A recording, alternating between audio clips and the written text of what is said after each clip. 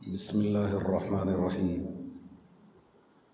نحمده ونصلي ونسلم على رسوله الكريم اما بعد فاعوذ باللہ من الشیطان الرجیم بسم اللہ الرحمن الرحیم ان الذين يبايعونك انما يبايعون الله يد الله فوق ايديهم فمن نكث فانما ينكث على نفسه ومن اوفى بما عاهد عليه الله فسيؤتيه اجرا عظيما صدق اللہ العظیم اللہم صل علی محمد وعلی آل محمد كما صلیت علی ابراہیم وعلی آل ابراہیم انک حمید مجید اللہم بارک علی محمد وعلی آل محمد كما باركت على إبراهيم وعلى آل إبراهيم إنك حميد مجيد۔ بیان سے قبل حضرت تشریف فرما ہے، تو بیان تو حضرت ہی فرماتے ہیں، ہم الامر فوق الادب کے اعتبار سے مختصر عرض ہی کر لوں گا، ورنہ ماشاءاللہ حضرت کے جو بیانات ہوتے ہیں وہ اللہ تبارک و تعالیٰ کی طرف سے دین ہے، اور ماشاءاللہ تقریباً تمام حضرات آپ حضرت کے بیانات سے مستفید ہو چکے ہوں گے بھی، انشاءاللہ ہوتے رہیں گے۔ بہرکیف الامر فوق الادب کے اعتبار سے میں چند کلمات عرض کرنا چاہتا ہوں۔ قرآن پاک کی آیت کریمہ سورۃ فتح کے پہلے رکوع کی ہے۔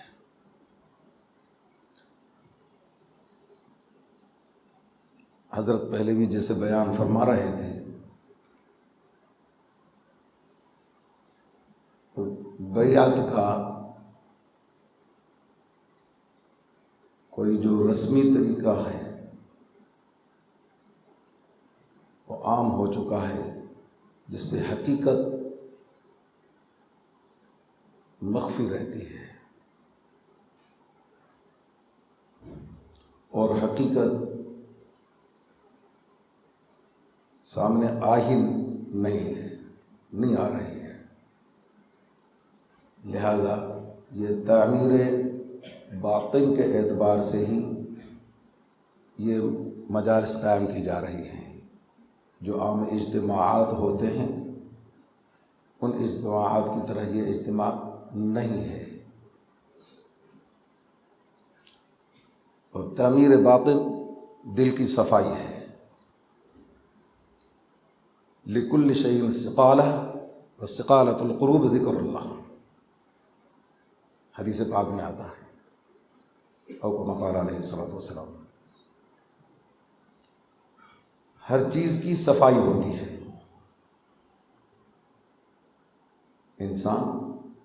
انسان کی جو بناوٹ والی چیزیں، کپڑے، مشینیں وغیرہ جو کوئی بھی ہے، سب کی صفائی ہوتی ہے۔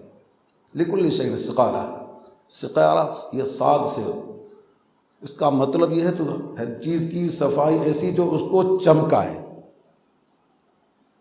برائے نام صفائی بھی نہ ہو،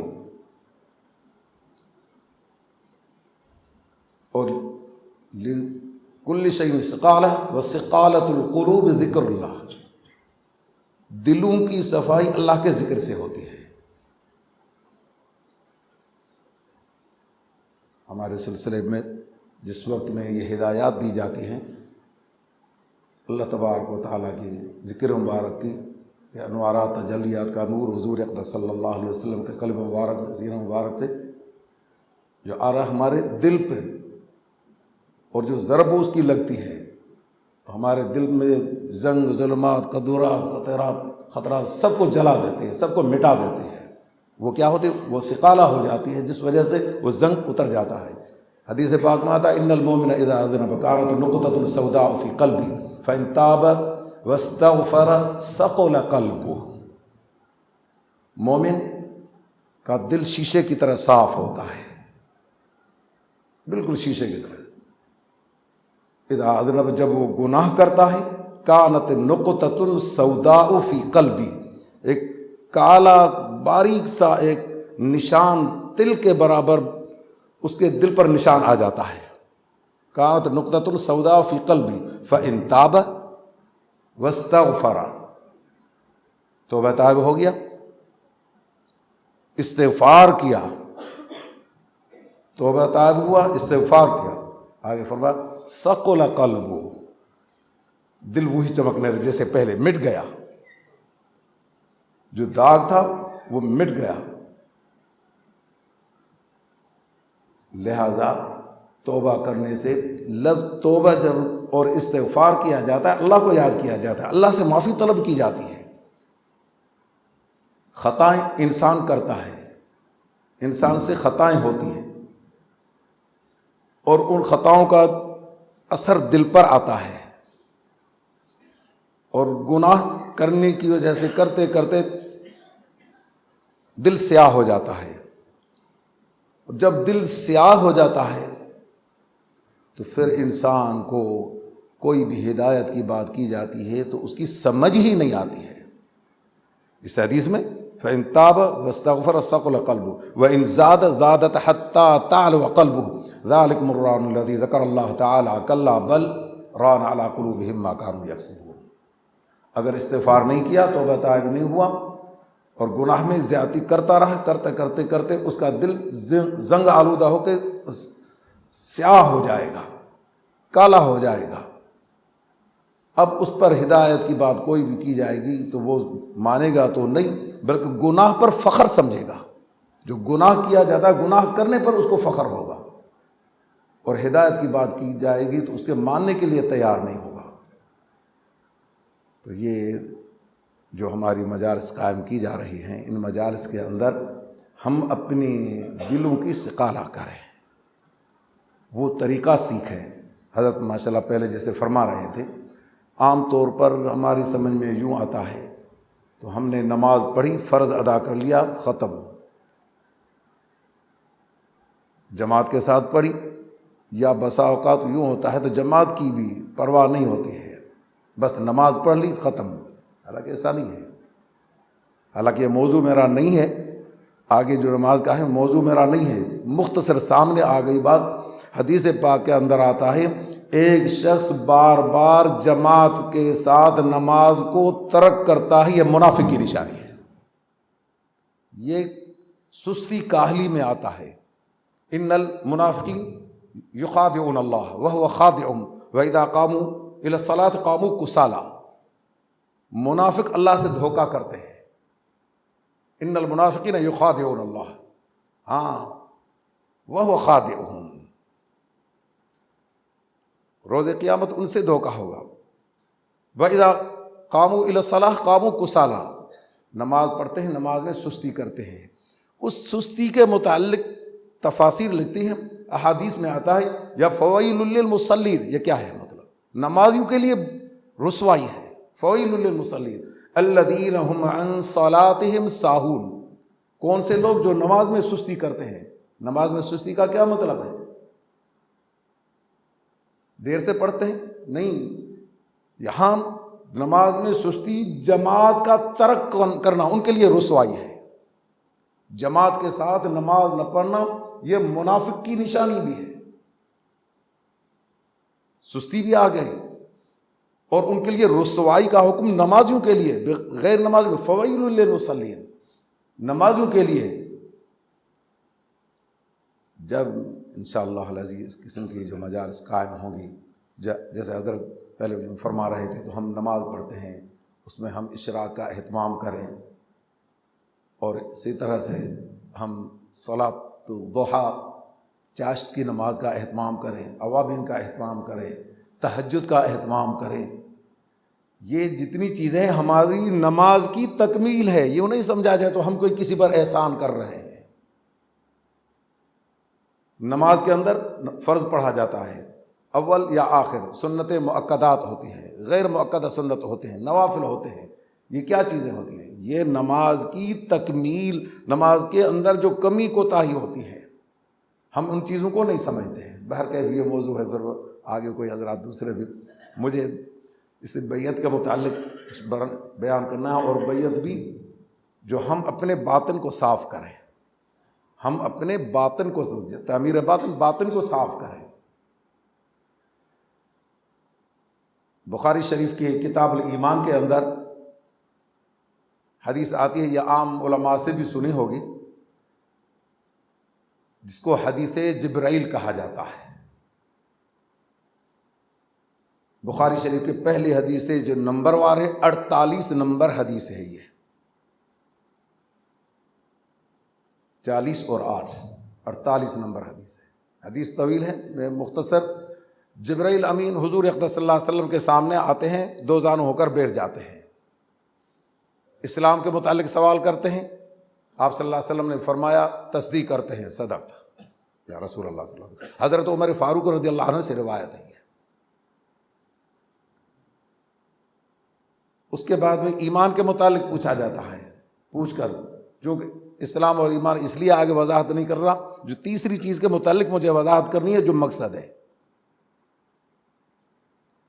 ایمان کے متعلق آپ صلی اللہ علیہ وسلم نے فرمایا تصدیق کر کے صدقہ یا رسول اللہ. صحابہ کرام اس میں پریشان ہیں. اجنبی ہے آدمی اور اس پر کوئی سفر کا اثر بھی نہیں ہے، صاف سفید کپڑے پہنے ہوئے ہیں، کسی قسم کا کوئی جسم پر اثر بھی نہیں ہے. سوال بھی کر رہا ہے، پھر تصدیق بھی کر رہا ہے. سوال بھی کر رہا ہے اور تصدیق بھی کر رہا ہے. تصدیق کا مطلب یہ ان چیزوں کو جانتا بھی ہے اور پھر سوال بھی کر رہا ہے. تیسری چیز جو ان کا مل احسان. احسان کیا چیز ہے؟ آپ صلی اللہ علیہ وسلم نے فرمایا ان تعبد اللہ کأنک تراہ فإن لم تکن تراہ فإنہ یراک. یہ ہے سلسلہ، یہ ہے تقدیس، یہ ہے دل کا صاف کرنا، یہ ہے ثقالت القلب. ان تعبد اللہ کأنک تراہ، اللہ کی عبادت اس طرح سے کرو جیسے اللہ تعالیٰ کو دیکھ رہے ہو. ان تعبد اللہ کأنک تراہ، جیسے اللہ کو دیکھ رہے ہو. یہاں محدثین کرام کافی تشریح کرتے ہیں، دنیا میں کوئی اللہ کو دیکھ ہی نہیں سکتا، اس لیے کأنک تراہ، جیسے کہ اللہ کو دیکھ رہے ہو. یوں نہیں تو عبادت کرو اور اللہ کو تم نے دیکھ لیا.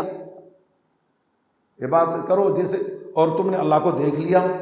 کأنک تراہ، جیسے تو اللہ کو دیکھ رہا ہے. عبادت کا انداز تمہارا ایسا ہو. اس کا کیا مطلب ہوا؟ تم اپنی پوری توجہ تمام چیزوں سے ہٹا کر، گھر سے، مال و ملکیت سے، کاروبار سے، تمام چیزوں سے اپنی توجہ کو ہٹاؤ، یکسو ہو کر. اب اس کے لیے صرف نماز نہیں ہے، عبادت صرف نماز میں بند نہیں ہے.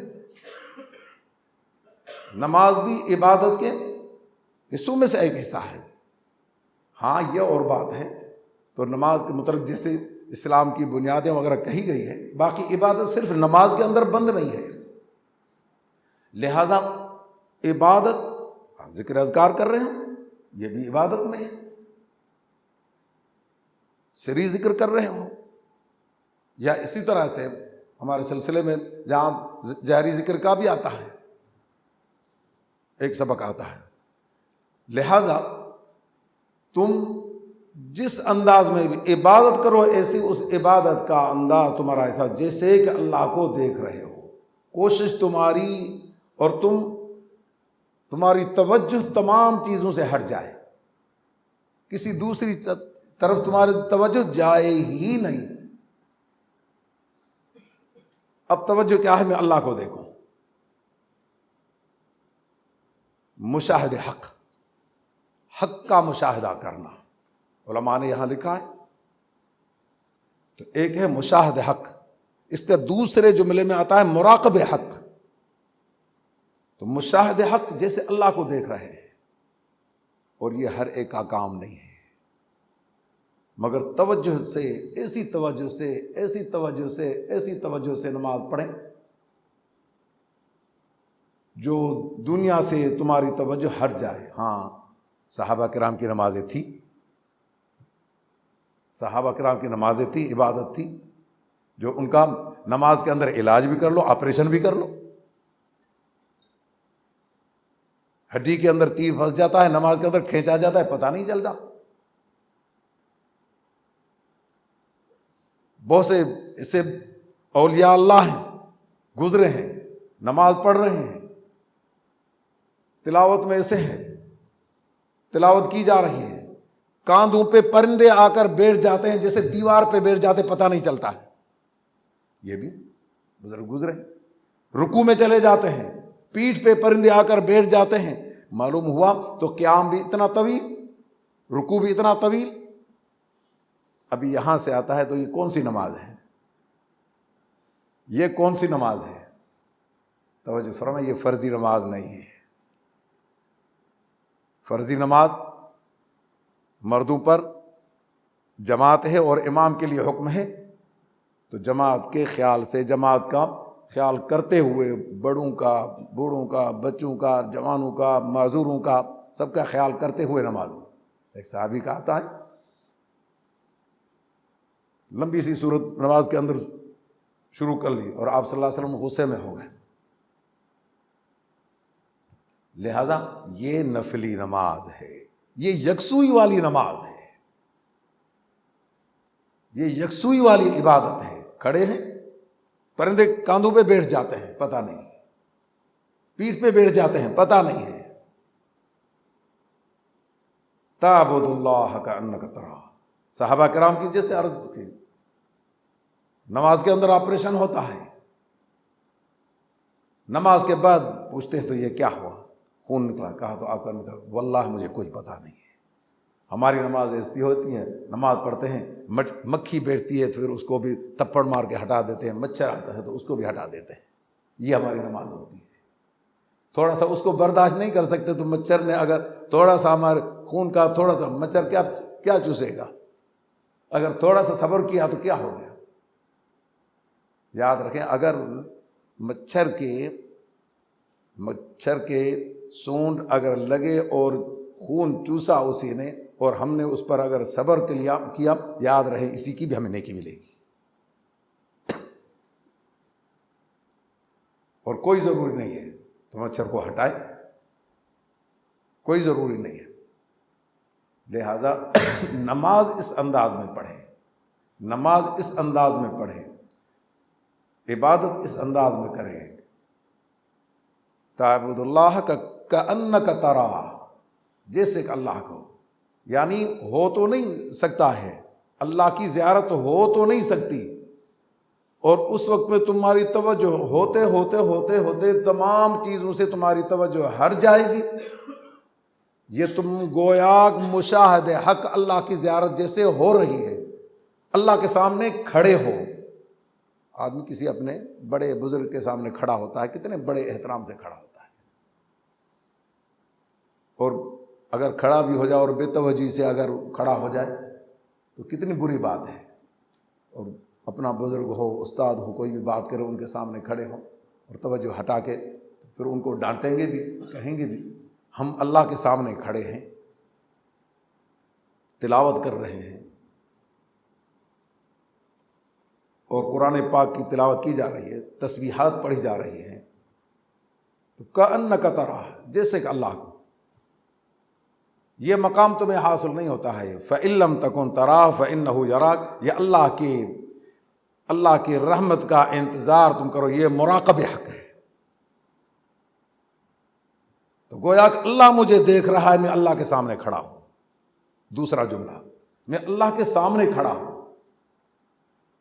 تو حضور اقدس صلی اللہ علیہ وسلم نے تیسری چیز جو فرمائی تھی، اور یہاں علماء حق علماء مفسرین محدثین کرام حدیث کی تشریح کرتے ہوئے اس مقام میں کہتے ہیں یہ اگر ہوتے ہیں تو یہاں سے ولایت ہے، یہاں سے یہ تعلق باطنی ہے، ظاہری نہیں ہے، اور یہاں سے بیعت بھی ثابت ہوتی ہے۔ آخر شیخ تو بتائیں گے تو طریقہ یہ، ہر ایک تو نہیں سمجھ سکتا۔ جب سقارت القلوب ہوگا، سقارت القلب، دل صاف ہو جائے گا تو یہ چیز آگے ہمارے لیے راستہ بنے گی۔ لہذا اس مل احسان جو آپ صلی اللہ علیہ وسلم نے ان دو جملوں میں فرمایا، ان تعبد اللہ کأنک تراہ فإن لم تکن تراہ فإنہ یراک، اگر اتنا مقام حاصل نہ کر چکے ہو تو یوں سمجھو تم میں اللہ کے سامنے کھڑا ہوں، اللہ مجھے دیکھتا ہے۔ اب اسی میں ہم عبادت کا انداز ہم وہ رکھیں۔ اب جو بیعت کی جاتی ہے، بیعت میں کیا ہوتا ہے؟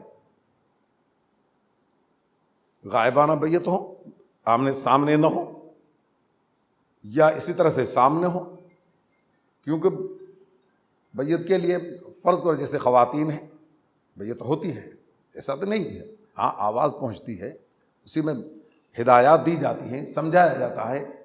سب سے پہلے استغفار کی تنبیہ کی جاتی ہے، استغفار سمجھایا جاتا ہے، گناہوں سے توبہ طائب ہونے کا، گناہوں کو چھوڑنا ہے، نیکیاں کرنی ہے۔ سورۃ ممتحنہ کے دوسرے رکوع کے آخر میں یا ایھا النبی اذا جاءک المؤمنات یبایعنک علی اللہ یشرکن باللہ شیئا ولا یسرقن ولا یزنین ولا یقتلن اولادہن ولا یأتین ببہتان یفترینہ بین ایدیہن وارجلہن ولا یعصینک فی معروف فبایعہن واستغفر لہن اللہ۔ خواتین آپ کے پاس آ جائیں بیعت کے لیے، آپ ان سے سب سے پہلے ان کا عقیدہ صاف کروا لیں، الا اللہ یشرکن باللہ شیئا، اللہ کے ساتھ کسی کو شریک نہ کریں۔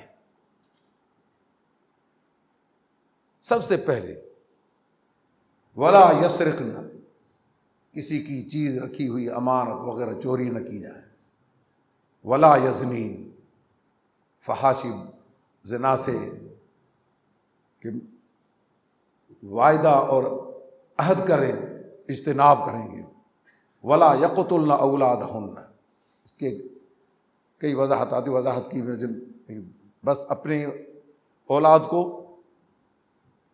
ظاہر ہے یا پیٹ کے اندر ہے کسی طرح سے اولاد کو قتل نہ کریں، ولا یقتلن اولادہن ولا یأتین ببہتان یفترینہ، کسی پر بہتان بازی نہ کریں کسی بھی اعتبار سے،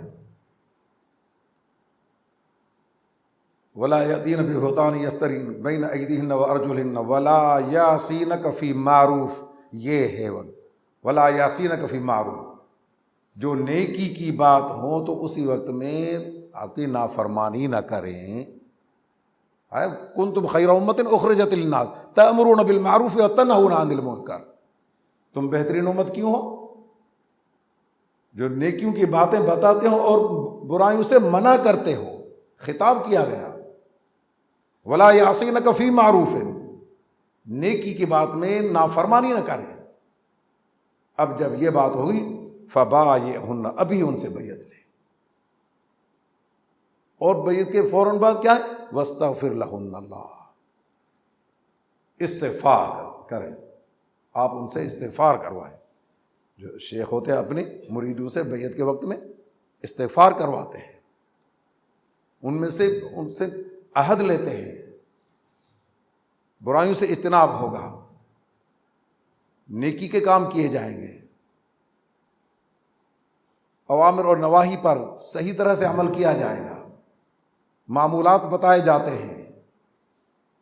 تو بیعت کا اصل مقصد یہ ہوتا ہے تو ہمارے دلوں کی صفائی ہو جائے، ہمارے دلیں جو گناہوں کی وجہ سے سیاہ ہو چکے ہیں، کالے ہو چکے ہیں، ان دلوں کی صفائی ہو، وہ دل صاف اور شفاف ہو جائیں۔ اللہ کے قرآن پاک کے پڑھنے سے، اور قرآن پاک بھی ذکر ہے، انا نحن نزلنا الذکر و انا لہ لحافظون۔ حدیث پاک میں آتا ہے ان هذه القلوب تصدع كما يصدع الحديد اذا اصابه الماء قيل يا رسول الله صلى الله عليه وسلم وما جلاؤها قال كثرة ذکر الموت وتلاوة القرآن او كما قال علیہ الصلوۃ والسلام۔ دلوں کو زنگ لگ جاتا ہے، ان هذه القلوب تصدع كما يصدع الحديد اذا اصابه الماء، جیسے لوہے کے اوپر پانی لگ جاتا ہے، لوہے پر زنگ چڑھ جاتا ہے، دلوں کو پر زنگ گناہوں کی وجہ سے چڑھ جاتا ہے۔ تصدع کما یصدع الحدید اذا اصابہ الماء، جب لوہے پر پانی گرے زنگ چڑھ جاتا ہے۔ قیل یا رسول اللہ صلی اللہ علیہ وسلم، صحابہ کرام نے عرض رکھی یا رسول اللہ صلی اللہ علیہ وسلم وما جلاؤہا، اسی زنگ کے اتارنے کے کوئی طریقے ہیں، کوئی ترتیب ہے؟ وما جلاؤہا قال کثرۃ ذکر الموت، ایک تو موت کو یاد کریں، ہو سکتا ہے مجھے ابھی موت آ جائے، کیونکہ موت کا وقت کوئی مقرر نہیں ہے، اللہ کے ہاں جو ہے بندے کو کوئی پتہ نہیں ہے، اللہ کے ہاں وہ اٹل ہے۔ اذا جاء اجلها لا يستأخرون ساعة ولا يستقدمون، یا اذا جاء اجلهم لا يستأخرون ساعة ولا يستقدمون، جس وقت میں اللہ موت کا وقت آئے گا ایک سیکنڈ بھی آگے پیچھے نہیں ہو سکے، لہذا موت کو ہر وقت میں یاد، اور انسان پوری توجہ سے اگر موت کو یاد کرے تو گناہ نہیں کرے گا، کیونکہ یہ ہو سکتا ہے ابھی گناہ کر رہا ہوں اور موت آ جائے۔ اور ایسے پہلے زمانے میں تو جسے سنا جاتا تھا، آج کل کے اعتبار سے موت بہت ہی پہلے، اس طرح سے نہیں، کبھی کبھار کوئی بات سنی جاتی، ابھی تو بیٹھے بیٹھے پتہ نہیں چلتا ہے، یوں بیٹھے ہوئے وہاں ہی روح پرواز ہو گئی، سبھی سفر میں جا رہے ہیں، بڑے کہیں طویل ارادے ہیں، کہیں پلاٹ لینے ہیں، بلڈنگ بنانی ہے، یہاں جانا ہے، وہ اچانک حادثہ ہوا، باتوں میں حادثہ ہوا، پتہ ہی نہیں موت ہو گئی۔ یبعث کل عبد علی ما مات علیہ او کما قال علیہ الصلوۃ والسلام، ہر بندے کو اس حالت میں اٹھایا جائے گا جس حالت میں اس کی موت آئی ہوگی، جس ایمانی کیفیت یا بے ایمانی کی کیفیت میں، اس کیفیت میں اس بندے کو اٹھایا جائے گا۔ یبعث کل عبد علی ما مات علیہ، تو کوئی پتہ نہیں موت کب آ جائے، لہذا ذکر الموت، موت کو یاد کریں، موت کو یاد کرنے سے گناہ سے اجتناب رہے گا، تو اس میں دلوں کی صفائی ہوگی، توجہ ہوگی، تو ہو سکتا ہے مجھے موت آ جائے تو گناہ سے ہٹ جائے گا۔ لہذا دل میں اگر سیاہ ہو چکا ہے، زنگ چڑھ چکا ہے، یقیناً استغفار بھی ہے، موت یاد آئے گی استغفار ہوگا۔ دوسرا تلاوت القرآن، فضائل قرآن میں یہ حدیث ذکر کی جاتی ہے، وہ تلاوت القرآن، قرآن پاک کی تلاوت۔ اللہ تعالیٰ نے قرآن پاک کو اتنا تو بندے کے لیے اور بندے کی ایمان کے لیے قرآن پاک کو رکھا ہے، قرآن پاک کو سمجھیں یا نہ سمجھیں، وہ تو جو اہل لسان ہوگا یا عالم ہوگا وہی سمجھے گا قرآن پاک کو، ہر ایک تو نہیں سمجھ سکتا۔ قرآن پاک کی برکات ایسی ہوتی ہیں، قرآن پاک کی برکات ایسی ہوتی ہیں جو پڑھنے سے ان کے دلوں پر ایسا اثر آ جاتا ہے، ایسا اثر آ جاتا ہے جو ان کے مسلمان مومن کے بالخصوص آنکھوں سے آنسو آ جاتے ہیں۔ وَإِذَا سَمِعُوا مَا أُنزِلَ إِلَى الرَّسُولِ تَرَىٰ أَعْيُنَهُمْ تَفِيضُ مِنَ الدَّمْعِ، تو قرآن پاک کا اثر ایسا ہوتا ہے، اسی کی وجہ سے دلوں کی صفائی ہوگی، وہ سیاہی اور زنگ مٹ جائے گا۔ تو قرآن پاک کی، اور قرآن پاک ذکر ہے، انا نحن نزلنا الذکر و انا لہ لحافظون، ہم نے قرآن پاک کو نازل فرمایا اور اس کی ہی ہم حفاظت فرمائیں گے۔ تو یہاں سے کیا ہے، یہ سقارت القلوب، قرآن پاک کی تلاوت، اللہ کا ذکر کرنا، اللہ کو یاد کرنا، اللہ کے یاد کرنے سے دلوں کی صفائی ہوتی ہے، اور دنیا کے اندر جو جس کو یاد کرتا ہے تو اس کا تعلق بھی اسی سے ہی جڑتا ہے اور وہ اسی میں محو ہوتا ہے. اسی لیے فرمایا حدیث پاک میں من احب شیئا اکثر ذکرہ، جو جس کے ساتھ محبت رکھتا ہے اس کا تذکرہ ہوتا رہتا ہے اسی کا. جو اللہ والے ہوتے ہیں وہ تو اور تو کیا، اس کے دل تو اللہ کے ذکر سے پہلے ہی مشغول ہیں. مگر توجہ فرمائیں، اللہ والے وہ ہوتے ہیں جو اگر کہیں سے اگر ان کا گزر بھی ہوتا ہے، اللہ والے کہیں سے بھی ان کا گزر ہوتا ہے، دیکھنے والوں کو اللہ یاد آ جاتا ہے. ہمارے حضرت ہیں، کوئی پہچانے نہ پہچانے، پہچانے نہ پہچانے، گزر ہوا بالکل نہیں پہچانا، حضرت ہمارے لیے دعا کرے. ہمارے جیسے ایک ادنا شخص اگر کہیں سے کوئی پتہ نہیں، کوئی ہوتا ہے ہاتھ میں بس یہ ڈنڈا ہے اور پگڑی ہے، یہ اللہ کے فضل سے، اللہ کی نبی کی سنت کی نیت سے ہی ہے، کسی اور سے نہیں، کوئی پہچانتا بھی نہیں ہے، پھر بھی کہتے ہمارے لیے دعا کیجیے. تو اللہ والوں کو دیکھنے سے، جیسے میں نے کہا ماشاءاللہ ہمارے شیخ تو پھر حضرت کے جو ہے بیانات میں تقریباً تذکرہ فرماتے ہیں، اور یہ حضرت کے معمولات ہیں اور حضرت کی زندگی ہے جو دین میں جس طرح سے گزری ہے، یہ ہمارے سب کے لیے ایک ضرب المثل ہے، مثالیں ہیں، ہمارے لیے عمل کا نمونہ ہے. بہرکیف بیعت کا اصل مقصد سقالۃ القلوب ہے، دلوں کی صفائی ہے، اصل مقصد یہ ہے. لہذا ہم اس کی طرف جائیں، برائے نام بیعت کر لیں اس کا کوئی فائدہ نہیں ہے. ہاں ایک اعتبار سے فی نفسی جہاں کہیں تذکرہ ہو، اللہ والوں کی مجلس ہو، اللہ تعالیٰ کے نام کا تذکرہ ہو، ضروری نہیں ہمارا سلسلہ بھی ہو تو پھر جائیں اور نہ ہو تو نہ جائیں. ہمارے حضرت کسی بھی سلسلے کے بزرگ ہوتے ہیں، ابھی تو کچھ جو ہے تو حضرت کی صحت نہیں، تو پہلے کہا جاتا تو کوئی بھی بزرگ آئے حضرت خود تشریف لے جاتے، اور اللہ نے ہمارے حضرت کو وہ تواضع دیا ہے جو ہمیں مثال نہیں ملتی ہے.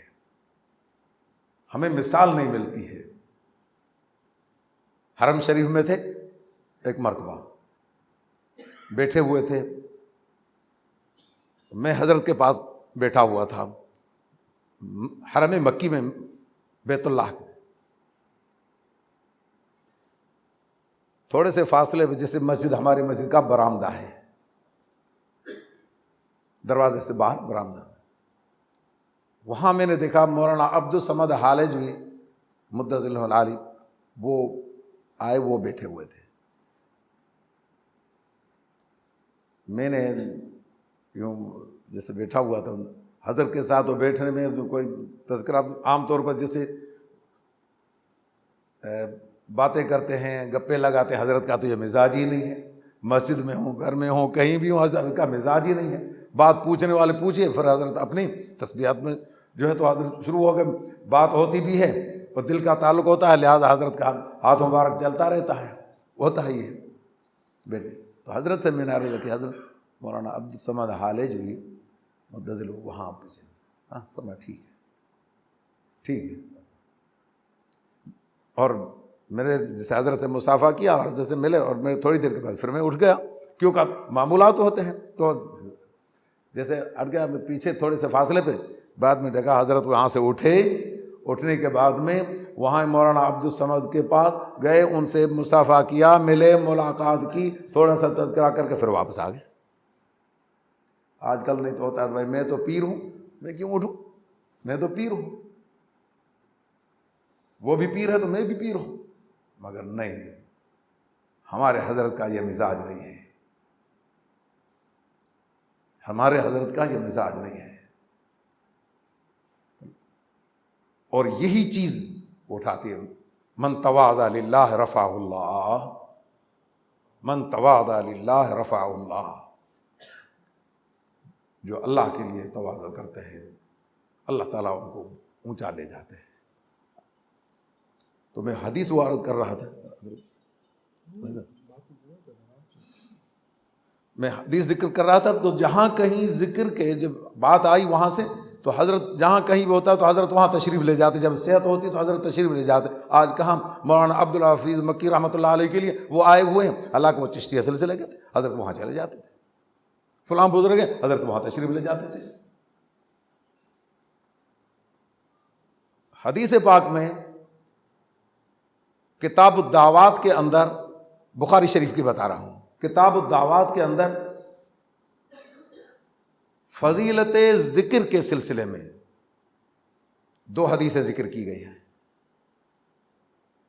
ایک عام طور پر جو چھوٹی حدیث مثل الذی یذکر ربہ والذی لا یذکر مثل الحی والمیت، دوسری اس کے بعد میں جو طویل حدیث ہے 5993 نمبر حدیث ہے، جو بخاری شریف سے پہلے سے جو شروع سے یہ 5993 نمبر حدیث ہے، جو حضرت ابو ہریرہ رضی اللہ تعالیٰ عنہ سے روایت ہے۔ یہ عام علماء کرام سے سنی بھی ہوگی، علماء کرام سے سنی بھی ہوگی۔ اللہ تبارک و تعالیٰ کے فرشتے چلے جاتے ہیں، چکر لگاتے ہیں، گھومتے ہیں، تلاش کرتے ہیں۔ کس کو تلاش کرتے ہیں؟ تو اللہ کے ذکر کرنے والے کہاں ہیں؟ یہاں سے حدیث پاک سے کیا ثابت ہوا؟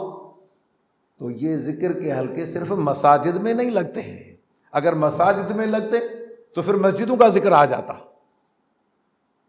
حدیث پاک میں تو فرشتے نکلتے ہیں اور تلاش کرتے ہیں، یوں اگر ہوتا تو صرف مساجد کی اس میں قید ہوتی، مساجد میں چلے جاتے ہیں۔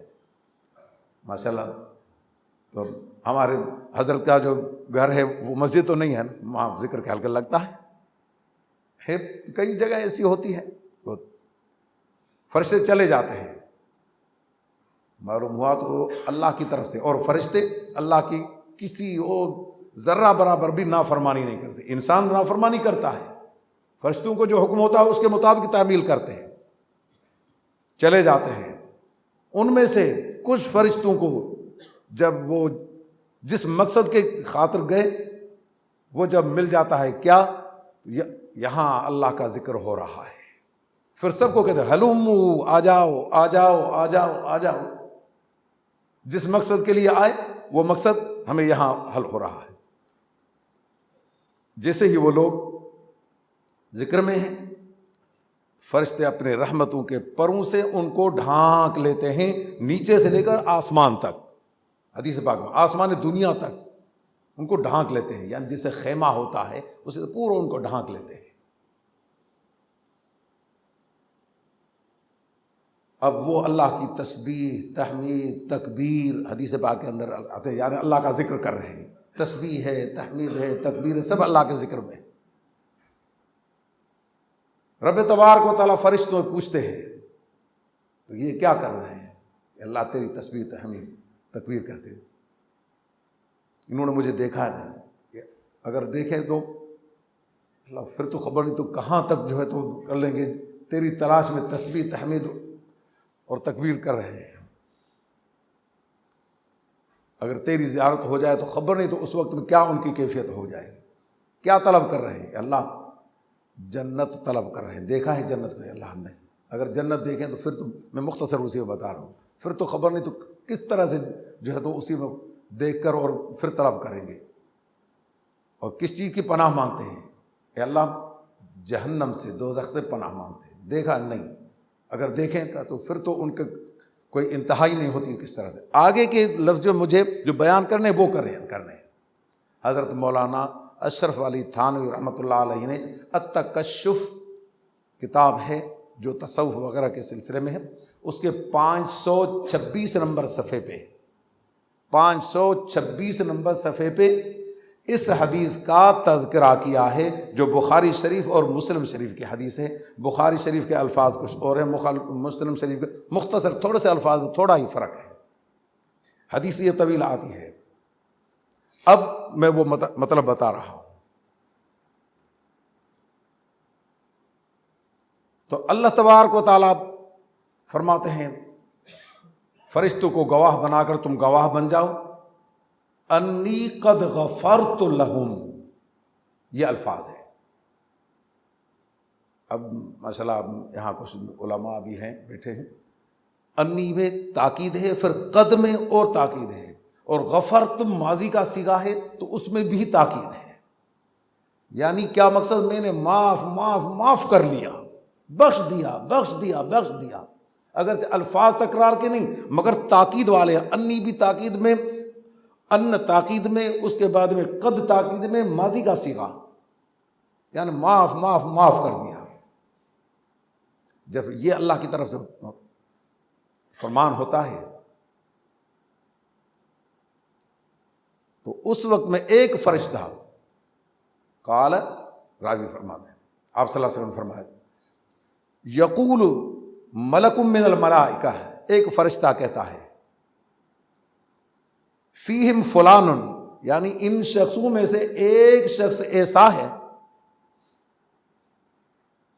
جو وہ صرف اپنی لیس منہم، ان میں نہیں ہے، ذکر والوں میں ذکر کے لیے آیا ہی نہیں تھا، ذکر کے لیے آیا ہی نہیں ہے، لیس منہم، جاء بحاجت، اپنے ذاتی کسی ساتھی میں کوئی کام تھا، کام کی وجہ سے آیا اور بیٹھا ہوا ہے، جاء بحاجت، وہ تو اپنے ذاتی کام کے لیے آتا ہے۔ تو اللہ تبارک و تعالیٰ کا فرماتا ہے ہم الجلساء لا یشقی یا لا یشقا جلیسہم، لا یشقا جلیسہم، فرمایا یہ بھی ان میں ہی شامل ہے، اور ایسی مجلسوں والوں کو کبھی بھی نقصان نہیں ہوتا ہے۔ ایسی مجلس میں جو آئے اپنے مقصد کی خاطر آیا، آ کر بیٹھا ہوا ہے، اور مسلم شریف کے اندر آتا ہے تو فلان خطان، گناہ گار بندہ ہے، اپنا مقصد لے ہی نہیں، یہ مقصد تھا ہی نہیں، مگر آگے پھر حدیث کے الفاظ وہ ہے، وہ اپنے صرف مقصد کے لیے آیا ہے، وہاں ہے مر لحاجت، اپنی ضرورت کے لیے آیا، یہاں جاء بحاجت، اپنی ضرورت کے لیے صرف آیا، اور ذکر کا تو اس کا ارادہ تک بھی نہیں تھا۔ فرمایا ہم الجلساء، یہ اس میں شامل ہے، لا یشقا جلیسہم، ایسی مجلس والوں کو نقصان ہوتا ہی نہیں، یہ اس میں شامل ہو جاتا ہے۔ حضرت مولانا اشرف علی تھانوی رحمۃ اللہ علیہ یہاں لکھتے ہیں، یہاں سے بزرگوں کے پاس اگر تبرک کے لیے، برکت کے لیے بھی اگر کوئی جو ہے تو بیعت کرتا ہے، برکت کے لیے جو ہے تو اگر بیعت کرتا ہے، پھر بھی اس کو نقصان نہیں، اور اللہ تعالیٰ اس کو فائدہ عطا فرمائے۔ وہ ایک مرتبہ مجھے حضرت فرما رہے تھے، میں وہاں جیسے اندر سندھ مٹھیانی وغیرہ کے ذکر کے لیے جاتا ہوں، تو حضرت فرما رہے تھے تو جب بیٹھیں تو اس وقت میں تو عام جب بیٹھا جائے تو اس وقت میں یہ جو ہے تو برکت کے لیے کچھ جو ہے تو بیعت کے کچھ الفاظ یہ استغفار کے پڑھوائے جائیں تھا، اور میں نے تو عمل بھی کیا، مگر پھر تلاش میں رہا تو پھر مجھے التکشف کے اندر یہ چیز ملی، جو اس کے بعد میں پھر میرا دلی اطمینان ہوا۔ تو بزرگوں کا جو کہنا ہوتا ہے وہ ایسا ہی نہیں ہوتا ہے۔ حضرت کے ساتھ سفر میں نماز تو پڑھی جاتی ہے، فرض نماز کے لیے سفر میں کسی سواری گاڑی میں بیٹھ کر آپ یوں نماز فرض پڑھیں نہیں ہوگی، اس کے لیے آپ بیٹھیں اور فرض نماز، مگر نفل کے لیے ہو اور گاڑی چلی جائے تو اس کے بعد میں ہوا حضرت کی بات وہی آئی، وہ ہے مسکین پور شریف کا سفر ہو رہا تھا، بس میں جا رہے تھے، نماز پڑھی، نماز کے بعد میں اوابیر نفل پڑھنے ہیں، وہاں گاڑی میں سوار ہوئے حضرت بسم اللہ کرو، شروع ہو گئے نفل میں اسی تلاش میں تھا۔ تو یقیناً کوئی نقطہ کہیں سے ہوگا جو حضرت ایسے ہی جو یہاں ہے اور نفل پڑھا جا رہا ہے اور فرض بھی نہیں، تحاوی شریف میں پڑھا رہا تھا، اس وقت میں تحاوی شریف کے اندر جب جنگ کا موقع ہو اور اس کے بعد میں آگے ذکر آتا ہے تو فرضی نماز تو ہم جب نفل ہو تو وہ گھوڑے پر بیٹھ کر بھی آپ جو ہے تو نفل پڑھ سکتے ہیں. مجھے یہاں سے دلیل مل گئی حضرت نے جو وہاں پڑھے تو مجھے یہاں سے آئے. تو طحاوی شریف میں جو ذکر امام طحاوی رحمۃ اللہ علیہ نے ذکر کیا تو وہ سواری پر بھی نفل نماز پڑھ سکتے ہیں. فرض کے لیے آپ صلی اللہ علیہ وسلم اترے، فرض کے لیے اترے اور جو ہے تم نفل جو ہے تو سواری پر پڑھا. تو یہ بزرگوں کے یہ جو نقطے ہوتے ہیں یہ خام خواہ نہیں ہوتے ہیں، یہ کام کے ہوتے ہیں، لہٰذا اسی سے ہی استفادہ حاصل کیا جاتا ہے. اللہ تبارک و تعالیٰ آپ ہم سب کو سب سے پہلے صحیح عقیدے رکھنے کی توفیق عطا فرمائے. سب سے پہلے صحیح عقیدے رکھنے کی توفیق عطا فرمائے، اور اس کے بعد میں جو شیوخ ہیں تو اپنے شیوخ کے ساتھ صحیح تعلق رکھنے، اور اس کے بعد ان کی ہدایات جو وہ ہدایت فرماتے ہیں ان کو برائے نام نہ سمجھیں، ہم برائے نام نہ سمجھیں، ان کی ہدایات پر عمل کریں گے تو یقیناً ہماری دنیا آخرت کی کامیابی ہوگی. وآخر دعوانا ان الحمد للہ رب العالمین.